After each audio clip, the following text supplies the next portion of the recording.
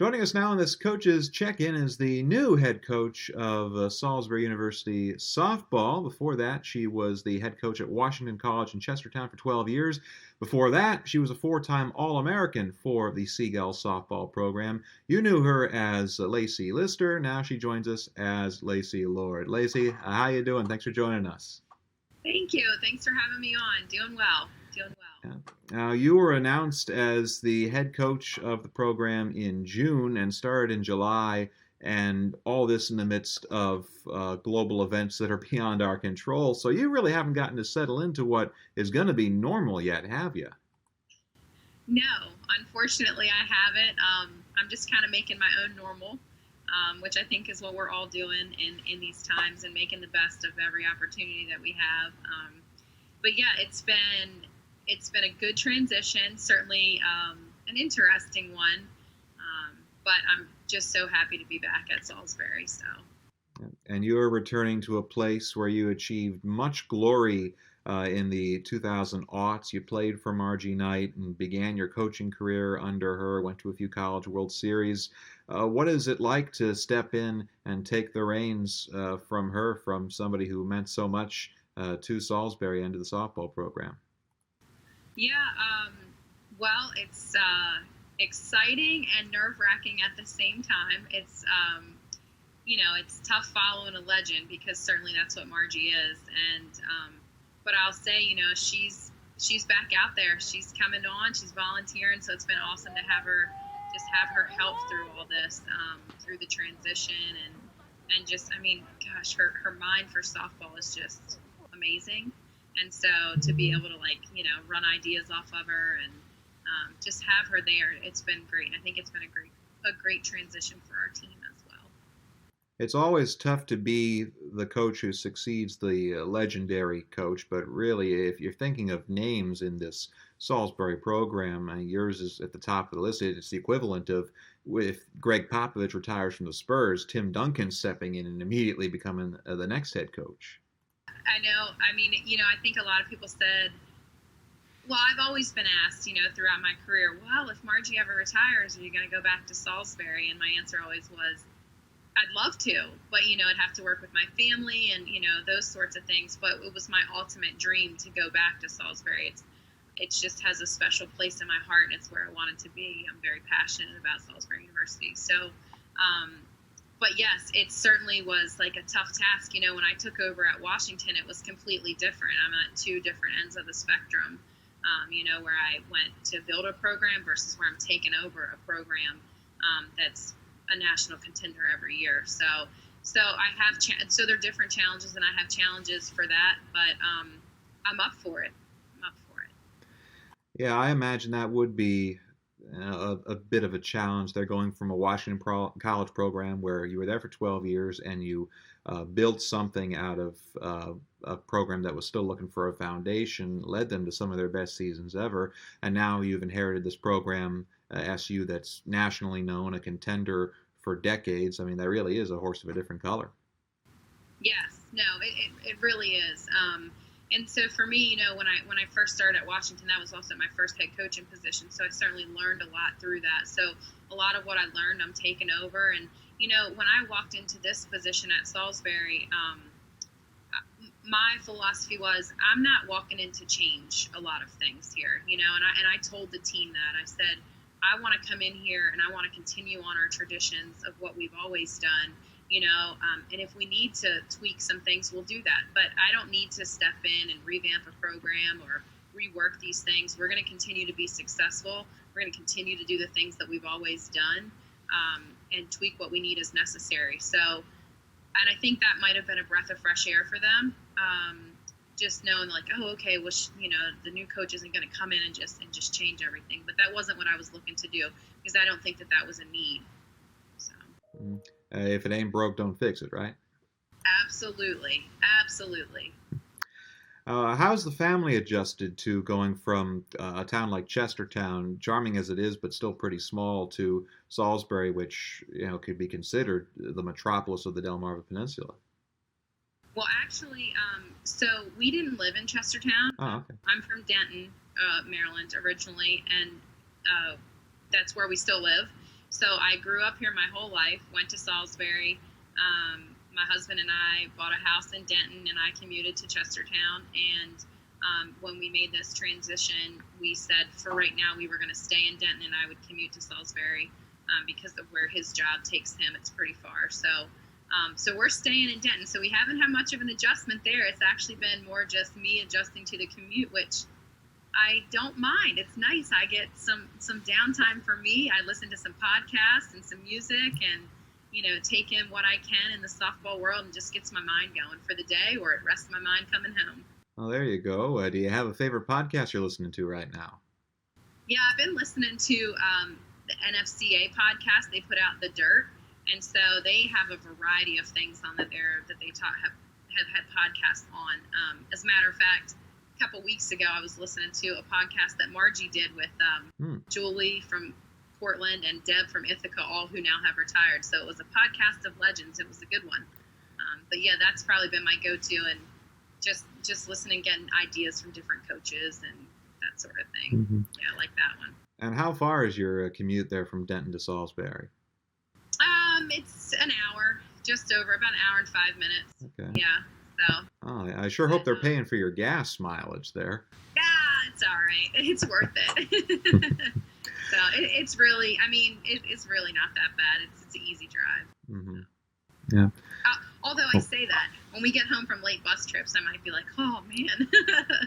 Yeah, well, hopefully we'll be lucky enough to have those late bus trips in the next couple months or so. So you're with your team right now, and you're practicing in the midst of COVID protocol and not knowing exactly when the season's going to start. What's that been like? It's been interesting. We started practice, and we've been practicing for the last few weeks. We ended up on a 2-week quarantine. We had some players that had to go. We had 22 players actually that ended up in quarantine. Luckily, only one ended up with COVID, so we were fortunate in that aspect. I feel like it's been you got to go with the flow. You just got to make the best. I think that we're super fortunate in that we're having the opportunity to practice. As I look around the country at a lot of institutions that aren't actually even their kids aren't on campus. They're not having a chance to be on the softball field with them. And so I tell our team that, hey, we're lucky. We got to make the most of every opportunity that while we're out here and be thankful that we get this opportunity. And I think it's, important to keep that in perspective. I think the university's done a great job with the testing, with keeping everyone safe through these times. And I think that's just, that's one of the things that probably even I have always loved and drew me back to Salisbury is we do things right. And I like that. And so, but through the practices and stuff, we've been working hard. For me, it's been getting to know the players, both on the field and off the field, getting to know what they can do on the field, getting to see them in the practices. We've done a lot of scrimmaging. Right now I'm just trying to keep them competing, because ultimately that's what I want. We want to be able to do at the end of this is we still want to be able to compete and go play hard and eventually, hopefully, play for a national championship if we get that opportunity this year or in years to come. Mm-hmm. Going back to just the idea that Salisbury's been doing it right in terms of the testing and covering the protocols, I'm sure that's an advantage not just when you're practicing and able to practice where other schools might not, but in recruiting as well. Salisbury already had that reputation as upper echelon in Division III softball, and the fact that the university is able to do this so well too, I'm sure to a recruit who can't actually come on campus and tour as they normally would be looking at that and say, hey, you know what, that's a university that really does things right both on the field and off. Absolutely. Yeah. And I have, since, we have been fortunate enough to be able to have some recruits on campus, even if it looks different than what it may normally look like.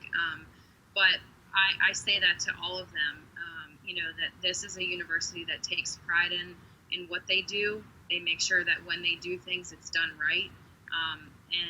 And their reaction is usually like, that's awesome. I think it's awesome that you guys are back on campus. It's awesome that I actually got to come today to see the campus.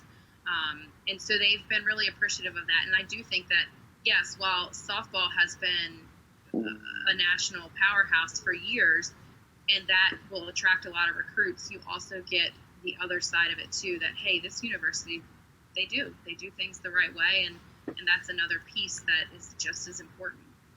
The player's going to know that they're in good hands, and almost as important, the parents know that their kid's going to be in good hands. Sure, sure, and and the parents will ask some questions like that, and which makes my job easy. I can say, hey, look what we're doing now. We're making sure our athletes get tested once a week. The university's testing the campus body, and just and besides COVID, there's other aspects of that too that I think make the parents feel like, oh yeah, my kid's going to be safe here. Mm-hmm. Now, everything has had to readjust with COVID and all the protocols, but I'm sure there are some things that stand out that are actually maybe good things about the change in setup and the way things are gone about. Are there any adjustments that you've had to make during COVID that you like and maybe you'd want to keep when things return to something close to normal? Yeah, one of the things that I really like is the way that the NCAA has structured the season. So we used to be allotted 16 practices over the course of 5 weeks, and with all through all of this, they changed it this year too. You get 114 days total, so Hmm. that's your non-traditional and traditional season together. Um, that to me has been really beneficial in that, and especially through COVID too, because like we had to take that 2 week quarantine. Had we been in our normal thing, we would have lost 2 weeks of our season. So that has been good. But I also like it that even if we weren't in COVID times, it gives us some flexibility. So we're where we would have normally had 16 practices this year. I think we're going to end up using 22 for the fall. So it gave us a few extra practices. Um, but it also gave us a lot of flexibility in practicing and not crunching everything in those 5 weeks. So I have liked that. Mhm. One last one before we let you go. Are any players that have really stood out to you in this phase of training and practice, and with the program being in this transitionary period that it's in?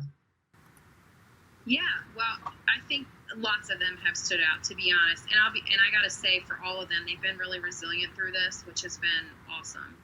They've also been really, um, I say go with the flow, but they really have just adjusted. When we've needed to adjust, they've adjusted. They haven't complained about it. They've been great. So I have to commend all of them for that, and just working really hard. Every opportunity that they are getting, they're making the most of it. So I think that's been great.